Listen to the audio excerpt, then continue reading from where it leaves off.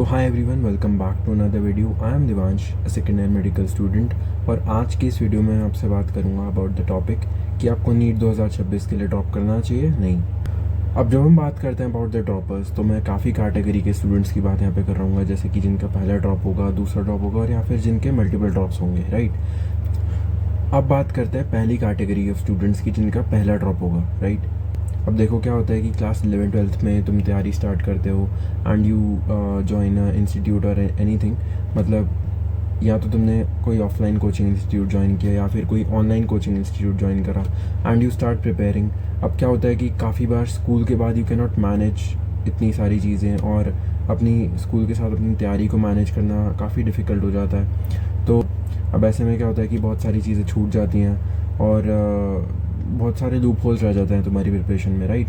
अगर तुम्हें लगता है कि क्लास 11-12 में you could not give your best, मतलब जितना तुम कर सकते थे तुम उतना नहीं कर पाए, और तुम और टेस्ट दे सकते थे या फिर तुम अपनी तैयारी को और अच्छा कर सकते थे, तो you should definitely go for a drop. मतलब अपने ड्रीम की तरफ बढ़ने के लिए या फिर अपने पेरेंट्स के ड्रीम को फुलफ़िल करने के लिए एक ड्रॉप लेने में कोई दिक्कत नहीं है, and that too for a competitive exam like NEET. अब पहले ड्रॉप की बात हो गई, राइट। अगर हम बात करें दूसरे ड्रॉप की, जो जिनका एक ड्रॉप हो चुका है और अब वो सोच रहे हैं कि हमें दूसरा ड्रॉप लेना चाहिए या नहीं।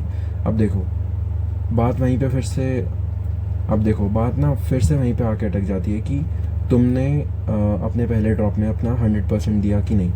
100% से मेरा मतलब है कि तुमने हर टेस्ट दिया या फिर नहीं, तुमने हर एक टॉपिक करा कि नहीं। और या फिर देखो, अब नीट में तो ऐसा है नहीं कि तुम्हें पता है कि यही टॉपिक पढ़ोगे और इसी से सवाल आ जाएगा।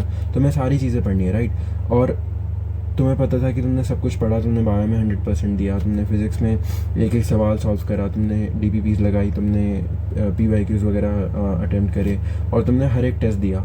केमिस्ट्री में भी सेम चीज़, केमिस्ट्री में तुमने NCERT वगैरह सब पढ़ी एंड एवरीथिंग, जो कि तुम एज अ नीट एस्पिरेंट कर सकते थे, और तब भी तुम्हें लगता है कि तुम्हारा सिलेक्शन नहीं हुआ। तो मेरे हिसाब से दूसरे ड्रॉप के लिए जाने का कोई मतलब नहीं है। मतलब अब देखो, उसमें भी एक्सेप्शंस आ जाती हैं। कभी कभार ऐसा होता है कि बहुत सारी चीज़ें करने के बावजूद, बहुत सारी मतलब अपना 100% देने के बावजूद भी सिलेक्शन नहीं हो रहा होता, और उसका रीज़न होता है कि क्या पता तुम्हारा उस दिन ख़राब हो, या फिर दिन अच्छा भी था तो तुम कुछ नंबरों से रह गए, जैसे कि 5-10 नंबरों से। तो ठीक है, तुम कंसिडर कर सकते हो कि हाँ भाई, मैं सेकेंड ड्रॉप के लिए भी जा सकता हूँ, बट ओनली अगर तुम्हें पता है कि हाँ तुम अपने आप को पूरी तरह स्ट्रेच कर पाओगे, और इस साल तुम और उन सब चीज़ों पे काम कर पाओगे जो कि तुमने अपने फर्स्ट ड्रॉप में नहीं करी। अब देखो, 2 ड्रॉप्स की बात हो गई। यहाँ से चीज़ें थोड़ी कॉम्प्लिकेटेड होनी स्टार्ट होती है, जहाँ पे मल्टीपल ड्रॉप्स की बात आ जाती है। जैसे कि तुम 2 ड्रॉप ऑलरेडी ले चुके हो और तुम सोच रहे हो कि तुम्हें तीसरा ड्रॉप लेना चाहिए या नहीं। देखो, अगर मैं बात करूँ तीसरे ड्रॉप की, तो मेरे हिसाब से देखो, मैंने खुद 4 ड्रॉप लिए हैं, तो मैं ये कह सकता हूँ कि इस एग्ज़ाम को 2 ड्रॉप से ज़्यादा देना थोड़ा वर्थ इट मुझे लगता नहीं है। बट स्टिल 2 ड्रॉप के बाद कंटिन्यू करना अपनी प्रिपरेशन को, उसके पीछे भी कुछ एक्सेप्शंस होते हैं जिस पर मैं बात कर सकता हूँ। जैसे कि देखो, फिर से अगर तुम्हें लगता है कि हाँ तुम्हारे कुछ नंबरों से सिलेक्शन रह गया, कि जैसे 5-10 नंबर से फिर से सिलेक्शन रह गया, और तुम्हें लगता है कि इस साल तुम अगर अपना 100% दो और तुम एक साल और अपने आप को स्ट्रेच कर सकते हो और अपना 100% दे सकते हो, तो भी तुम तीसरे ड्रॉप के लिए जा सकते हो। But when it comes to multiple drops, तुम्हें कुछ चीज़ों का ध्यान रखना चाहिए। अब देखो, जब मल्टीपल ड्रॉप्स की बात आती है ना, तो तुम्हें कुछ चीज़ों का ध्यान रखना पड़ता है। पहली चीज़ होती है लोनलीनेस। वी ऑल नो कि भाई, जब तुम एक कॉम्पिटिटिव एग्ज़ाम की तैयारी कर रहे हो जैसे कि नीट, तो तुम्हें अपने आप को कट ऑफ करना पड़ता है फ्रॉम द आउटसाइड वर्ल्ड। जैसे तुम अपना सोशल मीडिया पे उतना एक्टिव नहीं रह पाते, और अगर तुम सोशल मीडिया पे एक्टिव नहीं हो तो तुम अपने फ्रेंड्स से उतना कनेक्टेड नहीं रह पाओगे, राइट। तो वो लोनलीनेस सेट इन हो जाती है। और जब तुम मल्टीपल ड्रॉप्स ले रहे हो तो ऐसा काफ़ी बार होता है कि तुम्हारे साथ जो प्रिपेयर कर रहे थे, क्या पता उसका पहला ड्रॉप में या दूसरे ड्रॉप में सिलेक्शन हो गया और अब तुम रह चुके हो, राइट। तो loneliness is a big factor जो कि एक ड्रॉप ईयर में तुम्हें फील होगी as a multiple year dropper मैं तुम्हें ये बात बोल सकता हूँ। तो take care of that fact. अब दूसरी चीज़ पे बात करें तो वो होता है सोशल कंपैरिजन। देखो, अब सोशल कंपैरिजन के हिसाब से देखा जाए तो जो तुम्हारे दोस्त तुम्हारे साथ स्कूल में पढ़ रहे थे, राइट, और उन्होंने कोई और डिफरेंट फील्ड चूज़ करी, जैसे कि बीएससी या फिर बीटेक एंड एवरीथिंग, तो तुम्हें इस चीज़ का ध्यान रखना है कि बाय द टाइम तुम अपना तीसरा ड्रॉप फिनिश करोगे, अब उसकी कोई गारंटी नहीं तुम्हारा सिलेक्शन हो ही रहा होगा तीसरे ड्रॉप के बाद भी, right. I am not being negative, but तुम्हें एक रियलिटी चेक दे रहा हूँ। तो बाय द टाइम तुम अपना तीसरा ड्रॉप फिनिश करोगे तो तुम्हारा जो दोस्त बीएससी वगैरह कर चुका था वो अपनी बीएससी कंप्लीट कर चुका होगे, और बीएससी करने के बाद ही और she would be going for their higher studies, right. तो तुम्हारे अंदर एक सोशल कंपैरिजन पक्का सेट होगा कि भाई इसने तो अपनी बीएससी वगैरह की भी कंप्लीट कर ली और मैं अभी भी एक एग्ज़ाम के पीछे ही ड्रॉप कर रहा हूँ, और मेरे हाथ में एक डिग्री भी नहीं है, राइट। और अब देखो, अगर तुम 3 ड्रॉप ऑलरेडी दे चुके हो एग्ज़ाम को, राइट, तो 3 साल हो गए, अब 1 साल और लगा लो, तो जो दोस्त तुम्हारा बीटेक कर रहा था तो अपना वो बीटेक करने के बाद एक जॉब कर रहा होगा, तो वो पैसे भी कमा रहा होगा, तो तुम्हारे अंदर एक और सोशल कंपैरिजन आएगा कि यार तुम एक एमबीबीएस कॉलेज में पहुंच भी गए उसके बाद, तो तुम्हारे दिमाग में ये चीज़ हमेशा रहेगी कि यार मैं 3 ड्रॉप करने के बाद एमबीबीएस में आया और जो मेरा दोस्त है वो अभी से पैसे कमा रहा है, वो अभी से वो सब चीज़ें कर पा रहा है जो कि मैं सोचता था कि हाँ मैं करूँगा बाय दिस एज, क्योंकि तुम तीसरे ड्रॉप के बाद कितने साल के हो गए, 21 या 22 साल के हो चुके हो ऑलरेडी, राइट। और जब तुम 21-22 साल के हो चुके तो तुम्हारी ऑब्वियसली इच्छाएं होती है कि भाई मैं ये करूँ वो करूँ, अपने पेरेंट्स के लिए ये सब चीज़ें करूँ और अपने लिए वो सब चीज़ें करूँ जो मैं चाहता हूँ।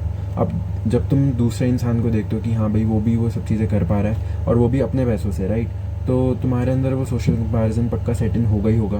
अगर मैं तीसरी चीज़ की बात करूँ कि जो एक मल्टीपल ईयर ड्रॉपर को पक्का ध्यान रखनी चाहिए, वो ये है कि यार देखो, चाहे तुमने पूरे साल पढ़ाई भी कर ली, पूरे साल वो सारी चीज़ों पे तुमने अपना काम कर लिया जो कि तुम्हें लगता था कि हाँ मैंने मिस आउट करा है पिछले 2 ड्रॉप्स में, और तुमने अपना 100% दे दिया, पर this is a reality check जो कि मैं तुम्हें दे रहा हूँ कि यार उसकी कोई गारंटी नहीं है कि तुम्हारा सिलेक्शन हो ही जाएगा तीसरे ड्रॉप के बाद भी, बिकॉज कभी कभार दिन की भी बात होती है। दिन की बात होने से मेरा मतलब क्या है कि यार तुम अपना एग्ज़ाम देने गए, अब एग्ज़ाम सेंटर पे तुम्हारे साथ कुछ भी हो सकता है, मतलब इन्विजिलेटर वगैरह तुम्हारा टाइम खा जाएगा एंड एवरीथिंग, सिग्नेचर वगैरह में, ठीक है वो सब भी हो गया।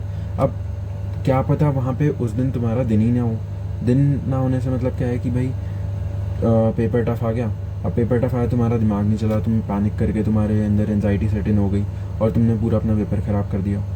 तो इस पॉसिबिलिटी को भी लेके चलना कि यार चाहे तुम अपना 100% दे भी दो तो तुम्हारी तब भी जो 3 साल की मेहनत है वो एक दिन में, मतलब कि उन 3 घंटों में जज हो रही होगी, राइट। तो इसकी कोई गारंटी नहीं कि तुम्हारा सिलेक्शन हो ही जाएगा। I am not being negative but I am being practical है, ओके। सो इस चीज़ का भी ध्यान रखना। अब देखो, पेपर में तुम पैनिक ना करो या फिर पेपर में तुम्हारी एंजाइटी सेट इन ना हो, उसके लिए बहुत सारी चीज़ें होती है जो कि तुम प्रैक्टिस कर सकते हो। जैसे देखो, सबसे इम्पॉर्टेंट चीज़, सबसे ज़रूरी स्टेप जो कि तुम इस चीज़ को काउंटर करने के लिए ले सकते हो, वो है मॉक टेस्ट देना।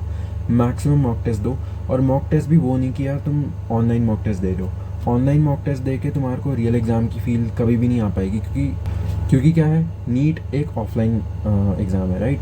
अब नीट एक क्योंकि ऑफलाइन एग्ज़ाम है, तो अगर पूरे साल तुमने अपनी क्या बोलते हैं ऑनलाइन एग्ज़ाम देने की प्रैक्टिस करी है, तो वहाँ पे यार ऐसा पॉसिबल है कि तुम्हारा दिमाग ही ना चले उस हिसाब से कि OMR कैसे फिल करूँ, ऑफलाइन कैसे सॉल्व करूँ इस पेपर को, राइट। तो जितना हो सके ऑफलाइन मॉक टेस्ट जाके दो, क्योंकि देखो मेरे 4 ड्रॉप में जो मेरा फाइनल ड्रॉप था, वो उसमें एक बहुत इम्पॉर्टेंट चीज़ जो मैंने करी थी वो यही थी कि मैं ऑफलाइन मॉक टेस्ट देता था। इससे पहले के जो भी मैंने अटैम्प्ट्स दिए थे, क्योंकि देखो सारी चीज़ें ऑनलाइन शिफ्ट हो चुकी थी, तो मैं ऑनलाइन मॉक टेस्ट वगैरह दे के ही अपनी पेपर देने चले जाता था। एंड वही एनजाइटी और स्ट्रेस मैनेजमेंट में थोड़ी प्रॉब्लम आ जाती थी मेरे को पेपर में, और इसको काउंटर करने के लिए वही मैंने मॉक टेस्ट दिए, ऑफलाइन मॉक टेस्ट जाके दिए आलन के। और हाँ, तुम्हें ये चीज़ ध्यान रखनी है कि तुम जब भी ऑफलाइन मॉक टेस्ट उठा रहे हो तो तुम्हें एक ऐसी टेस्ट सीरीज़ लेनी है जो कि तुम्हारे को टेस्ट करे, जो कि तुम्हारे को ना मॉक टेस्ट में वो एक रियल एग्ज़ाम वाली फील है कि चाहे पेपर कितना भी डिफ़िकल्ट आ जाए, तुम्हें अपने स्ट्रेस को, अपनी एंजाइटी को मैनेज करना आता है। क्योंकि देखो, अगर तुम एक मुश्किल टेस्ट सीरीज़ दे रहे हो, जैसे कि आलन की टेस्ट सीरीज़ मेरे को लगती है कि हाँ भाई वो तुम्हें टेस्ट करती है अच्छे से, ठीक है, तो तुम्हारी फिज़िक्स तुमने उठाई। अब आलन की फ़िज़िक्स ऐसी होती थी कि भाई एक क्वेश्चन नहीं हो रहा, 2 क्वेश्चन नहीं हो रहा, तीसरा क्वेश्चन नहीं हो रहा, मतलब दिमाग ही ख़राब हो जाता था उसकी फ़िज़िक्स में ना। तो उस पेपर ने मेरे को स्ट्रेस मैनेजमेंट सिखाई काफ़ी ज़्यादा कि यार अगर तुमसे एक क्वेश्चन नहीं हो रहा, दूसरा क्वेश्चन नहीं हो रहा, तीसरा भी नहीं हो रहा, तो तुम्हें अपना स्ट्रेस कैसे मैनेज करना है, तुम्हें कैसे अपने आप को संभालना है कि भाई तुम वो एंजाइटी सेट इन ना हो एग्जामिनेशन हॉल में। क्योंकि एक बार तुम स्ट्रेस में आ गए, तुम्हारी एंजाइटी सेट इन हो गई ना यार एग्ज़ाम हॉल में, तो यार तुम्हारा पूरा पेपर ही ख़राब होगा। और ऐसा भी हो सकता है चल पूरा पेपर ख़राब नहीं हुआ, तुम 5-10 नंबरों से रह जाओगे, and just because of the fact कि तुम अपना स्ट्रेस मैनेज नहीं कर पाए एग्जामिनेशन हॉल में, राइट। तो ये एक बहुत इंपॉर्टेंट पॉइंट है कि जिससे कि तुम अपना स्ट्रेस मैनेज कर पाओगे इन द एग्जामिनेशन हॉल। अब अगली चीज़ जो कि तुम्हें ध्यान रखनी है as a multiple year dropper, वो ये है कि तुम्हारे को इस साल काफ़ी ज़्यादा स्ट्रेस रहेगा, काफ़ी ज़्यादा प्रेशर रहेगा बेसिकली। तुम्हारी पेरेंट्स की एक्सपेक्टेशंस, तुम्हारी अपने आप से एक्सपेक्टेशंस, और तुम वही सोसाइटल एक्सपेक्टेशंस जो भी होती हैं, मतलब ऐसे बहुत, वैसे तो लोगों से ऑब्वियसली फ़र्क नहीं पड़ना चाहिए, बट हाँ हम सोशल बीइंग्स हैं, तुम हमें फ़र्क पड़ता है कि लोग हमारे बारे में क्या सोचते हैं एंड एवरीथिंग। तो तुमसे कोई पूछ ले कि बेटा क्या कर रहे हो एंड एवरीथिंग, और तुम वही जवाब दे रहे हो कि मैं तो नीट की तैयारी कर रहा हूँ, तुम्हारा तीसरा साल है, तो ये सब चीज़ें भी काफ़ी ज़्यादा तुम्हें